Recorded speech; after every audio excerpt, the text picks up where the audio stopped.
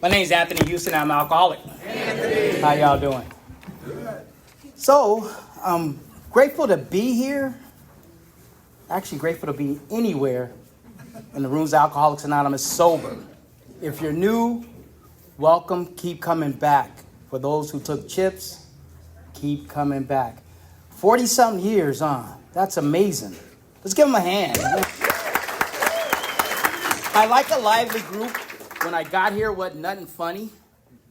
Nothing at all. I like Brandy's story because it reminds me of things that I forgot. I forgot my grandmother ran a crack house. I just forgot. So many things Let's thank the leaders, Brandy, the people who set up this room, who's making coffee, the ones who's going to cleaned up before, after. Let's thank the people who keep this place open to save alcoholics. That's why we're here. Well, that's why I'm here. Some of y'all here just to get your court card signed, and that's fine. I've been there. I got 4 DUIs. I'll qualify as alcoholic. I have 4 DUIs today. Brandy mentioned I have a sponsor. His name's Fernando Ortega. He pissed me off the other day. Talking about anonymity. My name's Anthony Houston. I'm an alcoholic. I broke my anonymity before I even knew what it was. I didn't know. Posting stuff on Facebook. I'm in a meeting. We just grew up in different times. So if you guys see me, you can say hi on the street. You don't have to ignore me. Some of my coworkers probably know I used to be drunk. And if they do, fine. If they don't, fine too. I don't go out and tell people, hey, I used to be a drunk and a crackhead and a pot smoker and a tweaker. And I'll pop some pills if you got them. Got some Sherm. I'm in. If it's the right day, right? If it's the right day, I'm in. That's the kind of alcoholic I am. So welcome if you're that type. And if you're just a straight drunk, welcome. I would like to qualify and tell you guys my sobriety date is March 21st, 2014.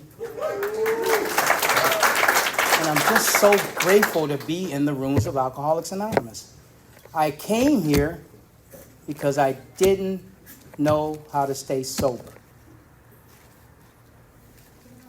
I came here because my life was crap at the end. How much time do I have? 2 hours. How much time? 20. 20 minutes? 20. 39 minutes. 30? Oh, okay. It changes every time you ask. All right. 20, 25 after. And I would like to tell you guys I remember everything while I was drinking. But the reality is I don't. That's just the reality. I'm dressed like this because that's how my sponsor told me to dress. When I came into the rooms of Alcoholics Anonymous, I had got out of prison. And we don't use first names in prison. Just last names. So I came into the room saying my name's Houston and I'm an alcoholic. And then one day my sponsor said, what's your name? I said, Houston. He said, well, what's your first name? I said, Anthony.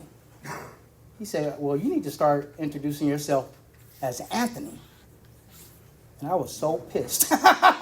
Houston sound cool. Because I was hip, slick, and cool. At least I thought that's what I was when I got here. But the reality, it was ugly at the end. I grew up in Los Angeles on 61st Street between Menlo and Hoover. Let's say hi to my beautiful wife. Raise your hand so everybody can know who you are. She's not one of us. I tried to explain the program to her. It don't make sense. She didn't even want to be here. Do I have to go? Yes! Support your husband. She don't really want to be here. She's not one of us. She don't understand the disease. And there are probably some new individuals in here that don't understand the disease as well. I didn't understand it, even though I wanted to stay sober. I truly did not know what I was up against until I read the big book of Alcoholics Anonymous, and I still didn't know. It wasn't until I read it and then somebody explained it to me that I understood I was in a losing battle. I was in a losing battle. And it just made me feel better. Because I was raised in Los Angeles. Moved from Los Angeles to Montebello. I was the only African American at my high school until senior year. And then we got 2 more. I went to the service where my drinking really escalated. But the service kicked me out. And I say this jokingly. They kicked me out. They really didn't have issues with my drinking. However, they did have issues with my crack smoking. They didn't like that. I was like, the hell with you. Right? Got out, got a job. And to be honest, I was still maybe having fun at that time. I got a job for Kaiser. I was a clinical assistant. Got fired from that job. I got fired from a lot of jobs because of drinking. I just couldn't keep it together. My dad was an alcoholic. He died from the disease, I believe, at the age of 48. I remember in high school, my mom reminded me that, your dad's an alcoholic. And I came home drunk. And I remember clearly thinking, what the hell that got to do with me? It has nothing to do with me. I'm having fun. If you're having fun, then probably you're not going to be able to get this program like Brandy pointed out. I got here by really desperation. I just was sick of tired of what I had, and I wanted better. That's why I'm so grateful today. That's why Alcoholics Anonymous, I love you guys. I have a life that I never would have not had. After I got out of the service, I got 2 DUIs within 2 months. That didn't stop me. I started going to jail. Domestic violences, driving unsuspended licenses, assault on a police officer. That didn't stop me. I went to prison.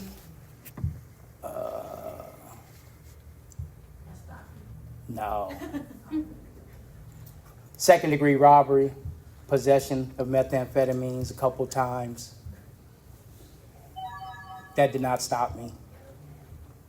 I would like to tell you guys, you have to go, because when I got here, I thought that you had to go to prison to get this thing. That's not the case. I thought that you had to lose your wife like I had lost mine and the kids' respect to get this thing, and that's not the case. I thought you actually have to be almost homeless to get this thing, yet that's not the case. But that's what I thought when I got here. I'm like, okay, if you ain't been to jail and you're not broke and you're not riding a bicycle, you're probably not going to get this thing. But that's not the case.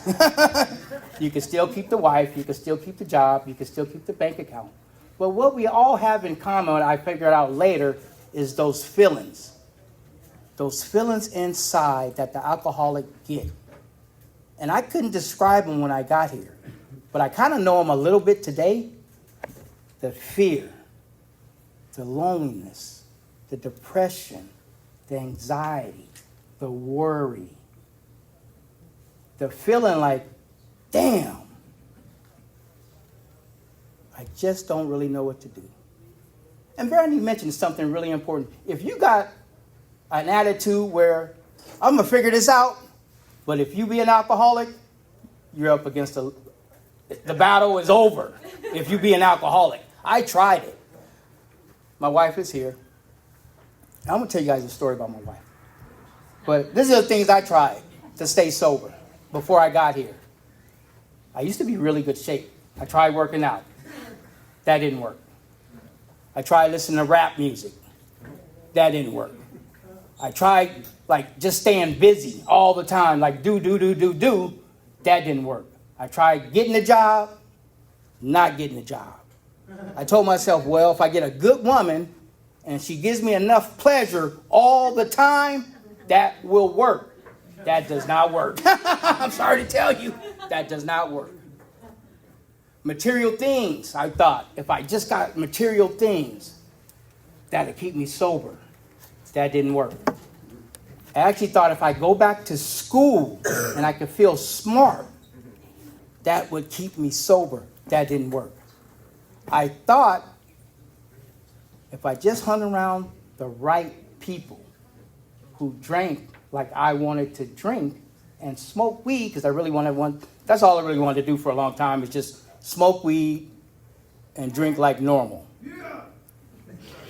But that didn't work. And I couldn't figure out why. I would like to tell you guys there was one event that got me here, but there was a series of events that got me to the rooms of Alcoholics Anonymous. I got arrested again. They sent me to prison. During that prison, I told them I was suicidal. They sent me to Kern State Hospital, to the mental ward. I ended up in Chino, and I heard the message of desperation. And I heard somebody tell their story, and their story was really similar to mine. And it was basically this in short. They had a really not good upbringing, but it was decent. My upbringing was where I met my wife. We actually grew up on the same street. We actually went to the same elementary. We got married in she's going to get mad at me. 2/2/22. That's their anniversary. During COVID, she contacted me. And she said, "Are you the Anthony Houston that grew up on 61st Street?" I said, "Ooh, wait a minute. That's a security question." Nobody knows that. I don't tell my business like that. Who the heck are... It took me about maybe a week, 2 weeks, because I'm paranoid still. Even today, my wife would tell you, I'm still kind of, I'm a little loony. Sober, but loony. She'll verify. So when I messaged her back, we talked. She showed me her picture, and I'm like, oh, I don't think we went to school. You look like 20 years younger than me. I don't know how that's possible. Then she told me a story. She said she remembered my name because she tried to give me a kiss, and I beat her up. I make a joke that she shouldn't have been trying to molest me. That wouldn't have happened. We met, we're married. I have a beautiful wife, I have a beautiful home, I have a nice car. Her car's a little nicer than mine.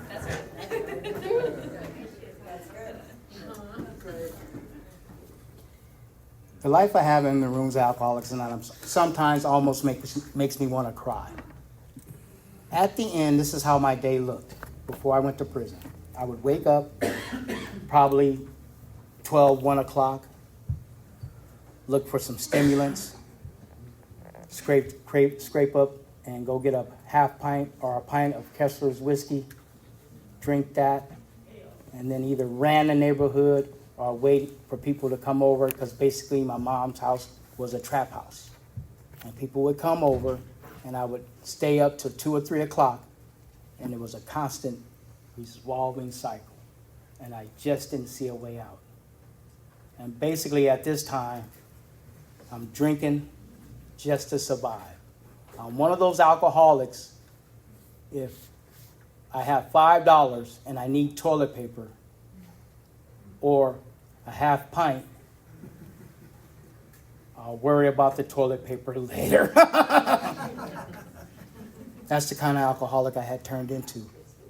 And it's so degrading because my mom didn't raise me that way. She didn't raise me to be doing what I have been doing. She didn't raise me to talk the way I talked. She didn't raise me to dress the way I dressed. She did not raise me that way. Before I got here, my kids didn't want nothing to do with me. I could not hold a job, and I didn't like myself.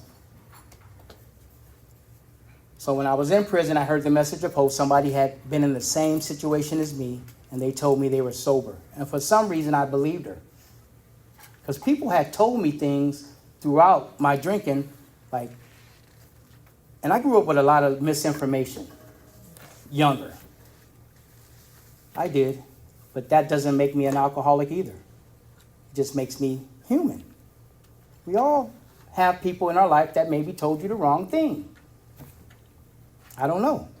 People told me the wrong thing. They just told me stuff that was meant to survive. And I don't hold it against them. My mom told me things that I found out wasn't true too. But she only told me things because maybe she didn't know or maybe she did know.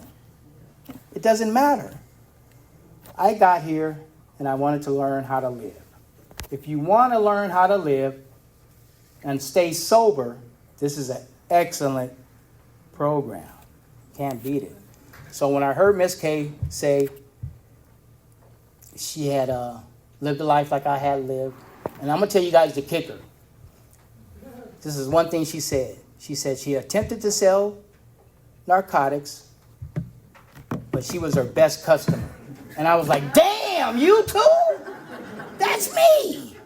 I would attempt to sell, but I'm my best customer. That's crazy.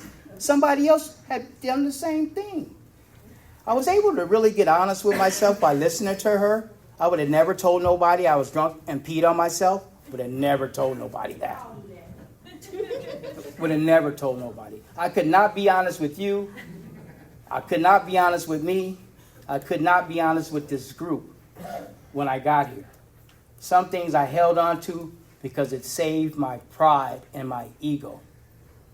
Even though my pride and ego was smashed from the alcohol. I just kind of didn't know it, but I knew it. I knew I needed help. It's hard to really explain. So when I heard that, she told me to get a big book of Alcoholics Anonymous and read it. I did. I read the other literature from the other fellowship. I started going to meetings. And when I got released, somebody explained the big book of Alcoholics Anonymous to me. And basically in the beginning, I stayed sober on fear. So if you're new and you're staying sober on fear, fear will run out. The book tells me that. It tells me I will maybe, possibly, more than likely, not be able to muster up the memory of the suffering of a week ago, or 2 weeks ago, or a month ago, or a year ago. And I will think to myself, a drink sure sounds good. And I took a look at that. That's what I did. I self-analyzed myself kind of early on. And that's how it had been for a long time. I would stop drinking for a little while, but somehow that thought would come, and I would think a drink sounds really good. But there's hope. So when the light bulb went off, I had made a decision already to stay sober, but I was doing it on fear. But I made a decision at that time to do the 12 steps of Alcoholics Anonymous with everything that I could muster. And I told myself if I could walk a mile to get a drink, I could walk to a meeting. And I did in the beginning. I walked to meetings. They told me 90 meetings in 90 days, I would walk to a meeting. They told me get a sponsor, I would get a sponsor. They told me to work the steps. I worked the steps to the best of my ability. My sponsor told me if you don't remember something during the 4th step, share it with your home group. So stuff came up and I didn't remember, and stuff comes up today that I don't remember. First time I ever told somebody my grandmother ran a crack house. I forgot. I'm telling you guys, my conscience is clear. It's about keeping my side of the street clean. And I don't always say the right thing. And it's okay. As I worked the steps, what happened was, I'll tell you guys, I worked steps 1, 2, and 3. It was really kind of simple for me. My sponsor made it really simple, I believe. And I want to share with you, this is a simple program. Very simple.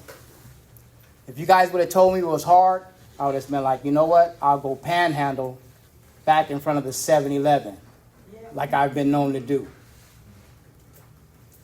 And that was hard to me. Ego deflating and crushing, but I would do it. Among other things I would do. But I would do it. Swallow my pride and go panhandle. But you guys told me it was simple. Simple program. I would like to share that. It's very simple. So I did steps 1, 2, and 3. I didn't believe in God, but my sponsor said I really didn't have to. He said, you don't even have to call him God. You can call him. And I didn't know I got this from the book, even though somebody explained the book to me. I'll forget stuff.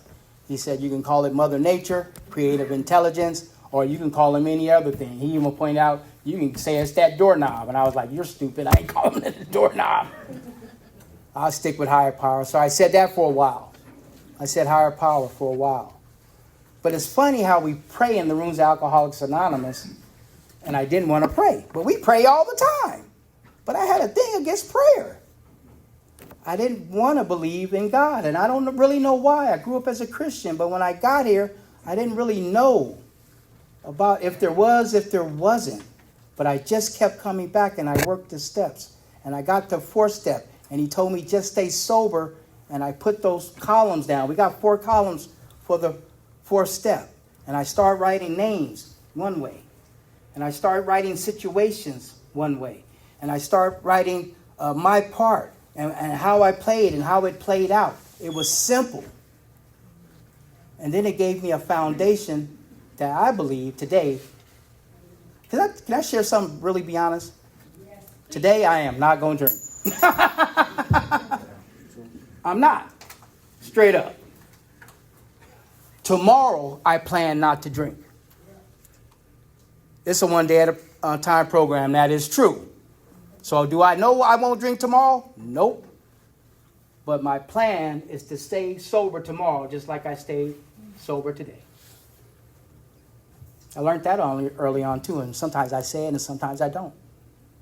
I have a faith in this program, not in me, but in the God that this program has benefited me with. So I shared that 5th step with my sponsor. And I remember thinking, I don't think I want to tell him about the incident with the cat. I don't think I want to tell him about the incident with the cat. I told him. I ain't going to tell you. But I told him. I told him about the incident with the cat. Was there a light bulb at that moment? Nope. He told me to go home and pray. I knew some of my character defects from my 4th step. Went home and prayed. I had a list that was already made to start making amends to my amends. 4th step looked like this, and it's just for me. God, me, my mom and dad, and then my siblings, and then my kids. And I am owed amends to all them. And how was I going to make amends to God? My sponsor walked me through it really simply. He said, okay, you stop lying and stealing and try to live up to what you think he wants you to do. It was real simple. And I said, I could do that. He said, you forgive yourself because he's forgiven you. And I said, I could do that. And he said, you start being nice to your mom. Don't steal nothing from her. Don't cuss her out. I said, well, I'll try, because I was a liar and a thief. He said, and then eventually, because my kids were not around, they wanted nothing to do with me at the end. He said, eventually, you're going to make amends to your kids. Be willing to make every amends to everybody on that list. That's it. Just be willing. It was simple. And most of those people I have made amends to.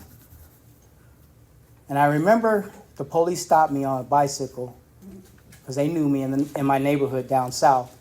And they went through my backpack. I was so like, whew, you guys going to pull me over, go through my backpack like if I got drugs. And I was just appalled.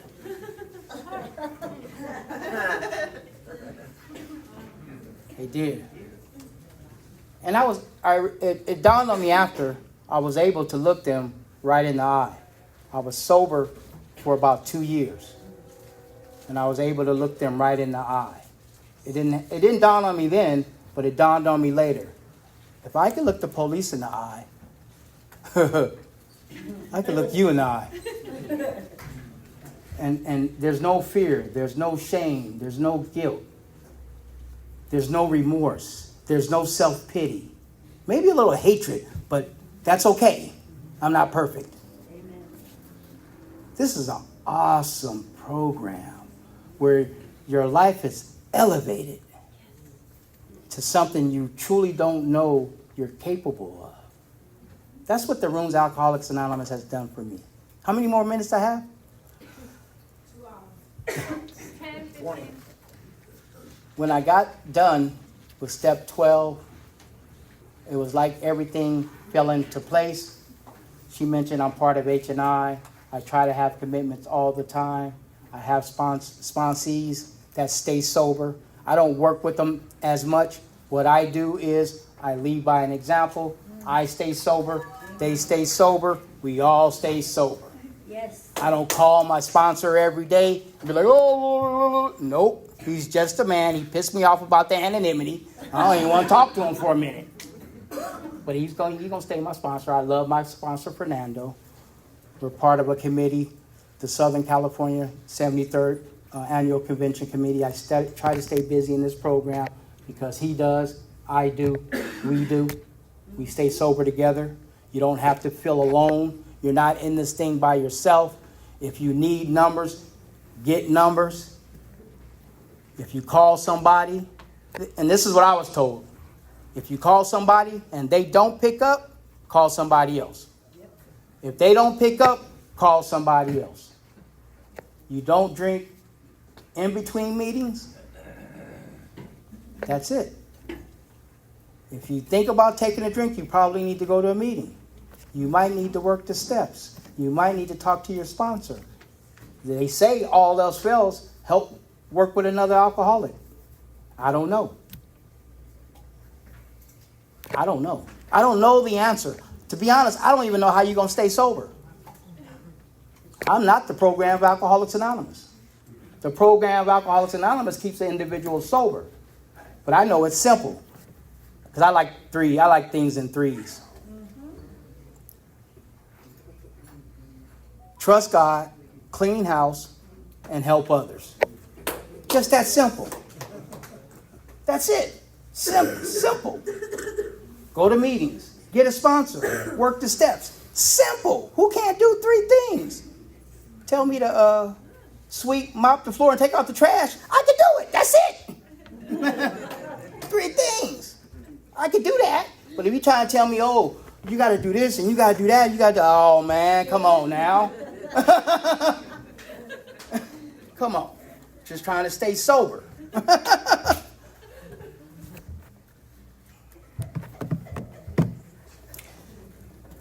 This program has been so good to me. I have a beautiful wife. I have a beautiful home. I came in here broke. You guys gave me clothes. I came in here unemployable. I have a state job today.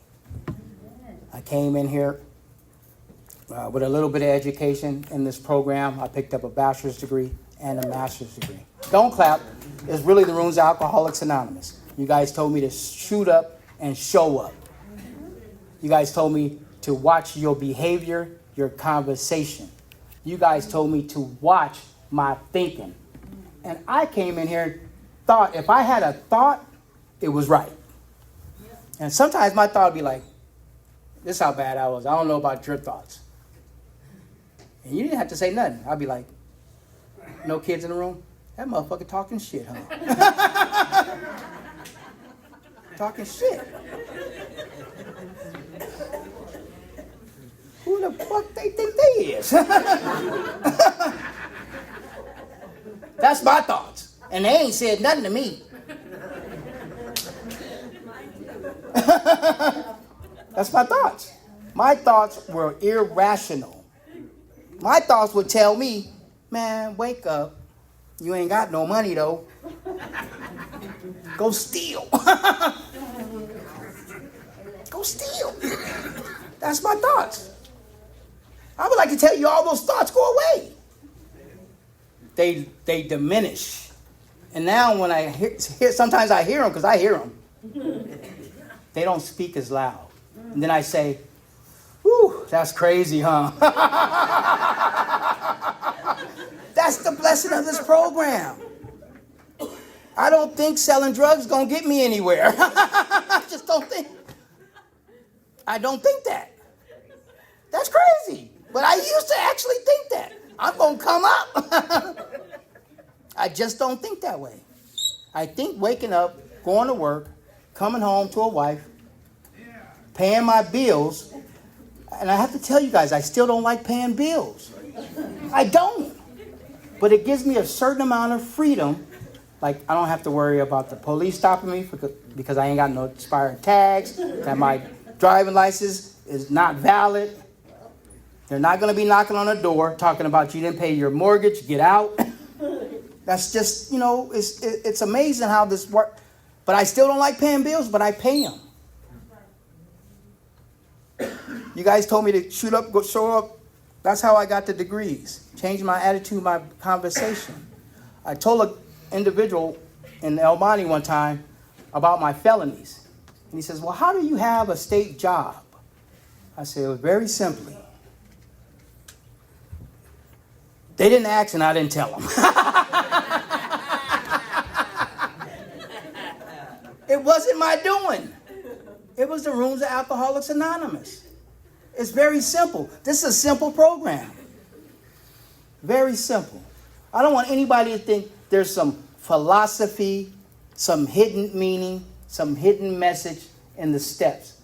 The steps are designed very simply to relieve the obsession to drink. And can I use to use?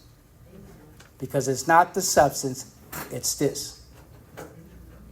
If we work the steps, then somehow this changes and it projects itself outward. And then next thing you know, you'll be in a suit.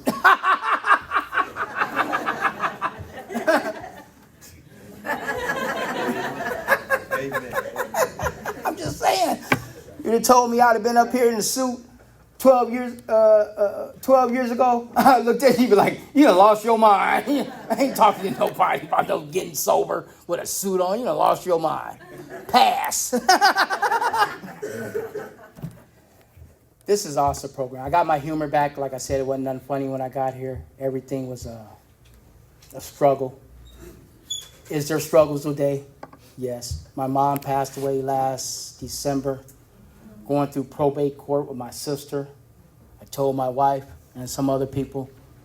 My sister's 8 years older than me. I told them I'm probably never going to talk to her again. Never. The home my mom bought, me and my mom bought in 1985, she wants to sell, and we've been in that house. That home is 40 years in the family, and I want to keep it.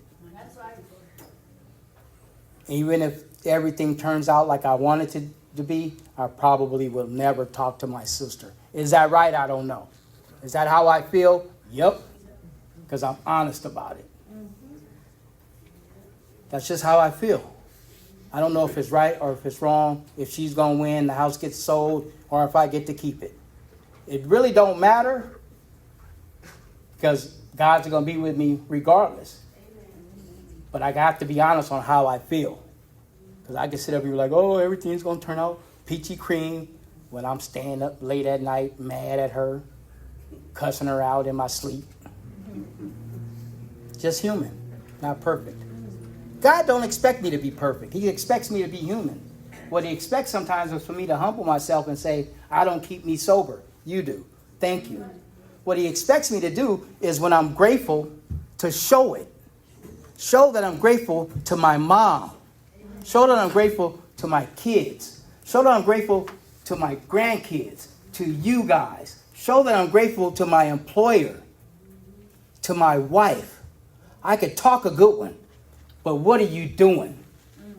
What are you doing to stay sober? What are you doing? This is an action program. I know that might scare some people, huh?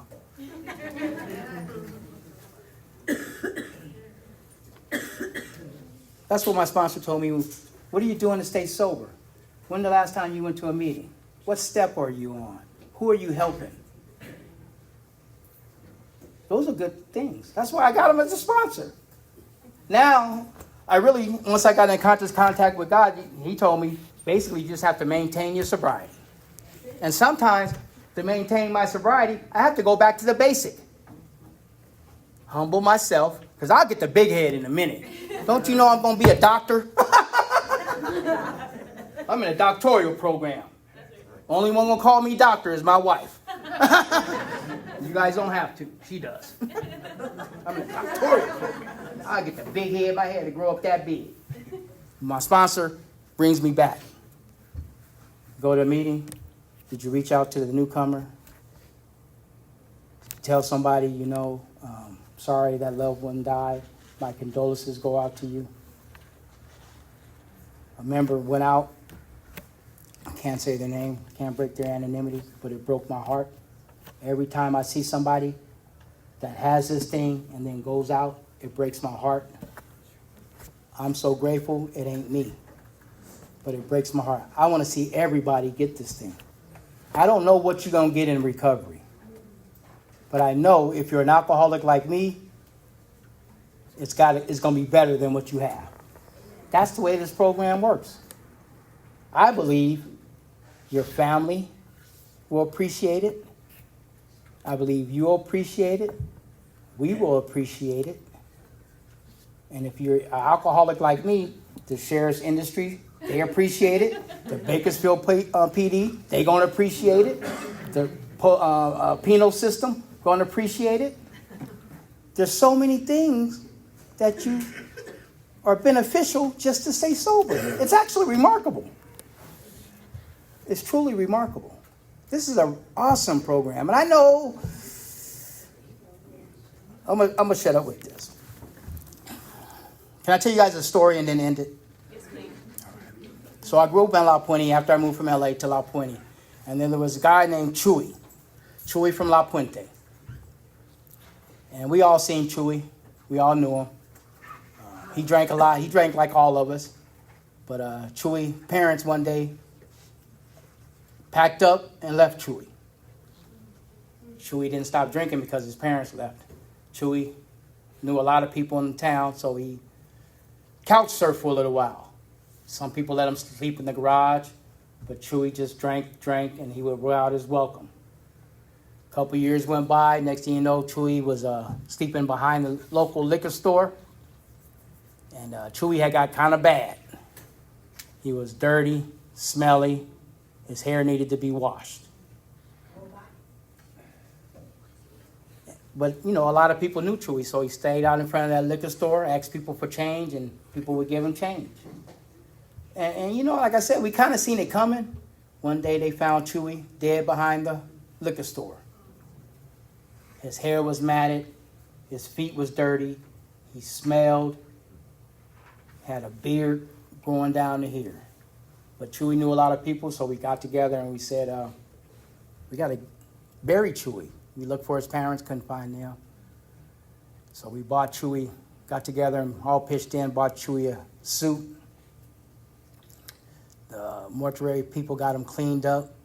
And then we had a little issues finding a preacher, but we did find one. And at his funeral, he had a lot of people there. And at the funeral, the preacher was at the podium, kind of like this, and said, "We all know why we're here today. To pay our last respects to Chewy."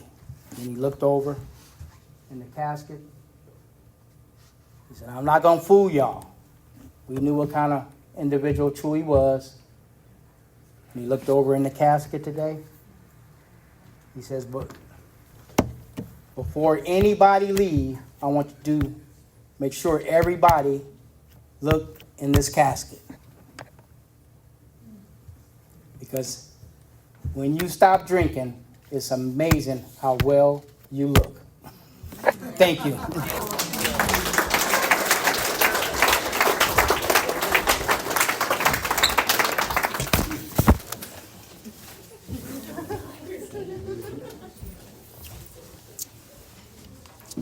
Oh, I thought it was mine. I'm sorry. You're good.